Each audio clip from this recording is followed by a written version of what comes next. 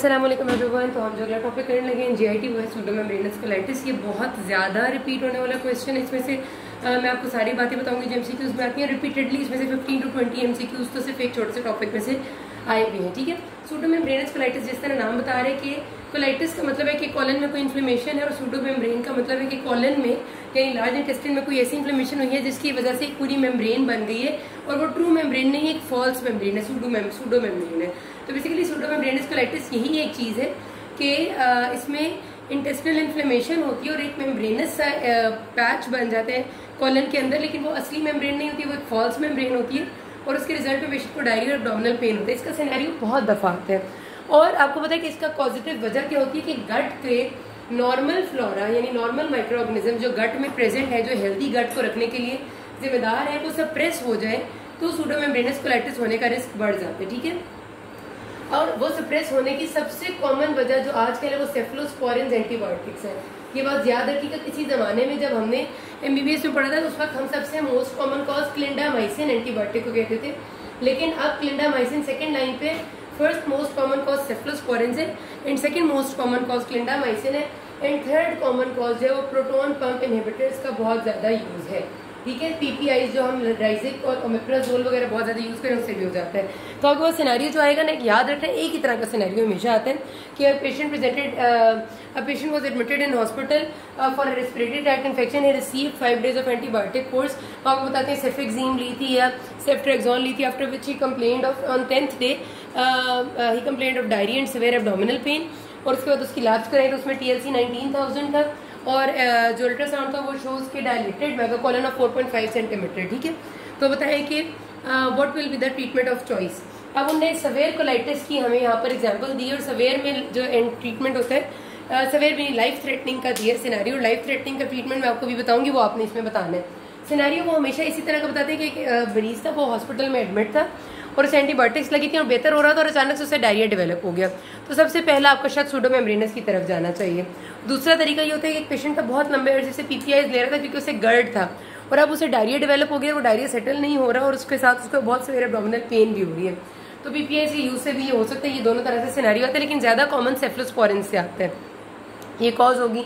ठीक है, अब आपको पता है कि इसमें जो हमारा ऑर्गेनिज्म है, जो बैक्टीरिया है, दैट इज क्लोस्ट्रीडियम डिफिसाइल।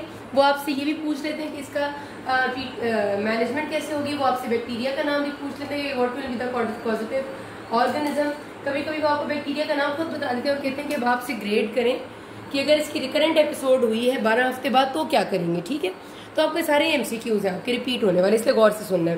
तो मैंने आपको बता दिया कि क्लोस्ट्रीडियम डिफिसाइल इसमें पॉजिटिव ऑर्गेनिज्म है जो गट का नॉर्मल फ्लोरा सप्रेस होने की वजह से उसे मौका मिल जाता है इन्फेक्शन करने का, और वो कर देता है। इसका मोड ऑफ ट्रांसमिशन क्या है, ये भी बहुत दफा एमसीक्यू में आता है। तो mode of transmission is faeco oral route but via injection of spores. ठीक है, वो बहुत दफा कहते हैं faeco oral route via injection of droplets, या फिर इस तरह के ना काफी सारे उन्हें मिलते जुलते बनाए हुए हैं। तो याद रखना कि फीको ओरल रूट है but via injection of bacterial spores, ये ट्रांसमिशन ये है इसका। अच्छा, उसके बाद आता है फीचर्स। हम इसकी सेवेरिटी को डिवाइड करते हैं moderate, severe and life threatening में। मॉडरेट वाला इन्फेक्शन तब होगा अगर TLC इज लेस देन 15,000 और सिर्फ डायरिया एब्डोमिनल पेन और उससे ज्यादा कोई सिस्टेमिक अपसेट नहीं है, कोई फीवर नहीं है। सेवियर तब होगा जब TLC इज मोर देन 15,000 से ज्यादा आपके वाइट सेल्स हो जाएंगे, साथ पायरेक्सिया यानी बुखार है, फीवर है, सिस्टेमिक अपसेट है, बहुत ज्यादा पेट दर्द है, पेशेंट सिक लुकेंगे। ठीक है, और लाइफ थ्रेटनिंग तब होगा जब पेशेंट को हाइपोटेंशन डेवलप होने लग जाएगी, शॉक में जाना वाला होगा, यानी बीपी उसका 90-60 से कम हो जाएगा, TLC तो डेफिनेटली 15,000 से ऊपर होगा, फीवर होगा, सिस्टेमिक अपसेट होगी, और साइंस ऑफ टॉक्सिक मेगाकोलन होंगे ऑन एक्सरे या अल्ट्रासाउंड, तो उसको हम लाइफ थ्रेटनिंग अटैक कहेंगे। अब इसकी इन्वेस्टिगेशन क्या है, इन्वेस्टिगेशन में याद रखिएगा ये दोनों चीजें ऑप्शन में होती हैं।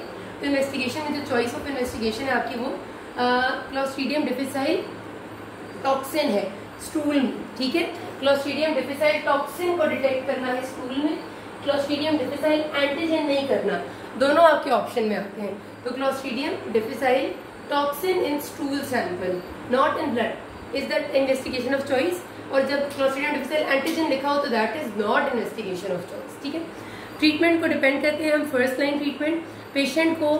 अभी ये ट्रीटमेंट हम बात कर रहे हैं मॉडरेट इन्फेक्शन के लिए। ठीक है, लाइफ थ्रेटनिंग के लिए अलग होती है। फर्स्ट लाइन है ओरल और आईवी का फर्क भी होता है। ओरल वैनकोमाइसिन फॉर 10 डेज, ठीक है, लाजमी याद रखना है कि आईवी नहीं देनी, आईवी हमने ट्रीटमेंट में लिखी होती है।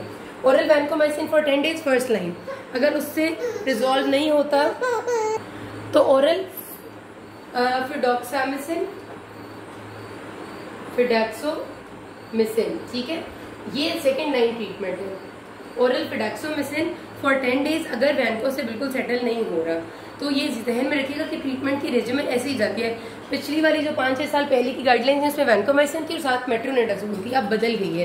पहले 10 डेज ओरल वैनकोमाइसिन है और अगर उससे नहीं रिजॉल्व होता तो ओरल फिडैक्सोमिसिन है, और थर्ड लाइन में अगर इन दोनों से नहीं हुआ तो ओरल वैनको प्लस माइनस आपने कर देना है आईवी मेट्रोनिडाजोल, ठीक है, ये थर्ड लाइन ट्रीटमेंट है। अब अगर पेशेंट का इन्फेक्शन लाइफ थ्रेटनिंग है या सवेयर है, यानी पेशेंट का टीएलसी ज्यादा है और हाइपोटेंशन के फीचर्स हैं और टॉक्सिक मेगाकोलन डेवलप हुआ है, तो ये दोनों पे आपने नहीं जाना, डायरेक्ट ओरल वैनको और आईवी मेट्रोनिडाजोल का कॉम्बिनेशन देना है। सिनेरियो दोनों तरह से आएगा, आपका सिंपल मॉडरेट का भी आएगा और आपके पास सीधा लाइफ थ्रेटनिंग का भी आएगा। तो लाइफ थ्रेटनिंग और सवेयर में आपने ये वाला चूज करना है। सिंपल वाला होगा तो वैनको और वैनको फर्स्ट लाइन है, और अगर वो कहेंगे वैनको दे दिया था ठीक नहीं हुआ अब क्या दें तो फिडैक्सोमिसिन, ठीक है। अच्छा, अगर रिकरेंस हो जाए 12 वीक्स के अंदर अंदर, अभी 12 हफ्ते पूरे नहीं हुए थे पहले ट्रीटमेंट को, दोबारा हो गया तो फिर आपने ट्रीटमेंट में आपको वैनको नहीं देना, डायरेक्ट आपने फिडैक्सोमिसिन देना है। और अगर 12 वीक्स के बाद दोबारा हो जाएगा तो फिर आपने ओरल वैनकोमाइसिन देना है, ठीक है। अगर 12 हफ्ते के अंदर अंदर दोबारा हो जाएगा तो फिर डेक्सोमिसिन देना है, अगर 12 हफ्ते के बाद दोबारा होगा अटैक तो वैनको ही देना है।